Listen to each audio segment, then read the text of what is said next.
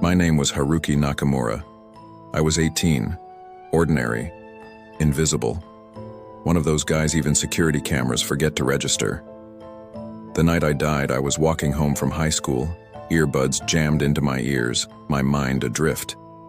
A delivery truck skidded on the road, the screech of tires, impact, then nothing, not even a goodbye.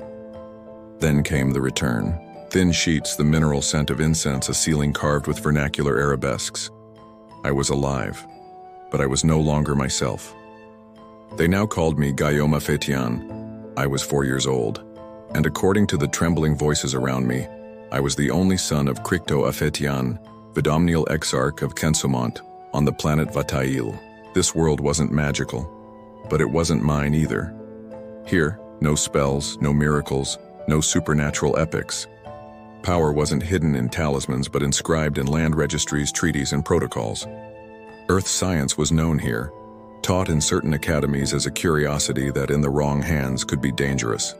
It was tolerated only in tightly controlled roles: archiving, calculation, education. All families, noble or common, owned computers. Yes, but not for playing, dreaming, or creating. Only for learning, for transmitting. A crushing frustration for the otaku I had been. My early months were filled with naive hope. I thought my earthly knowledge would help me shine, but I quickly realized this knowledge was no secret. It already belonged to clerks, engineers, and scientists. This world turned. Starships traveled from one planet to another, not guided by magic or instinct, but by calibrated, regulated, and monitored intelligences. Vatal was part of the Duchy of Arsacor, itself a vassal of the Principality of Noburg. Power here was feudal, rigid, but paradoxically meritocratic. The castes were open to talent, which was rewarded, honored, elevated. Elites were forged in schools. Teachers were trained and tasked with discovering raw gems, polishing them, and sending them where their gifts could serve the greater good. Careers were built through hard work, virtue, and sometimes cunning. My father wanted me to become one of these elites. Cricto Afetian was a strict man, demanding, not affectionate. His days were filled with princely decrees, petitions from subordinate entities, and fiscal reports.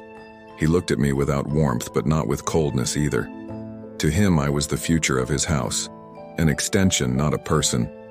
But I was no longer a child. My mind, intact, still held the memories of another life. I was an adult disguised as an heir, so I watched. I learned, and I kept quiet. Around age 8, an event shattered my frame of reference. That day, hiding behind a carved screen, I witnessed a session of the Vidomnial Council. 10 avoyers, elected representatives from the cantons of Sensomont, debated under my father's leadership as he stood in for the ailing Bailey. Men from across the country with thick regional accents spoke in hushed tones of a political imbalance. On the planet Mernant, the Duchess, the mother of the king's 3 eldest sons, still refused to govern the duchy entrusted to her, part of her son's domain. Power remained in the hands of her husband, the ducal consort, a man with no official title, yet acting as a ducal exarch. The king, well informed, had not condemned the situation. Worse, he had granted this man full powers to avoid an administrative crisis. Faced with growing unrest among the exarchs, only one concession was made. The consort would be sent to study at Tanravarapore, at the Machiavelli Institute, famed for training the Parallax. All of this was beyond me, at the time, but my father understood. He decided to bring me closer to the Prince of Noburg. The prince was my age. My father intended for me to become one of our suzerain's companions. It was that day I had a revelation. These worlds stood not only on strength or faith, they stood thanks to structure, thanks to institutions. Men could falter, but frameworks endured. Laws were complex, judges elected by protocols so refined they could elude even the initiated. The old me would have fled. The new me chose to stay. I didn't want to tear it all down. I wanted to understand it, to grow within the system like a graft on an ancient tree, to climb, to blend in, to inscribe my name deeply enough that no one could erase it. I knew the path would be long. No miracle, no way back. Just years of study, of silence, of strategy. And maybe, someday, power.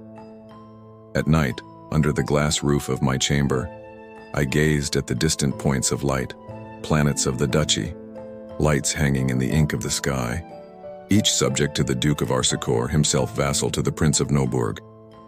An infinite, precise, star-born hierarchy. I was no longer Haruki, but I wasn't quite Guillaume either. I was something else. Something that learns, that waits, and forgets nothing. What if dying was only the beginning? An ordinary young man awakens in a world where magic doesn't exist, but where ambition, honor, and hierarchy rule. In a realm where the stars follow the laws of tradition, and where a single name can outweigh an empire, he must relearn everything and conquer everything. The Shadow of the Princes, Chronicles of the Red Kings, Tome 1, now available on Amazon.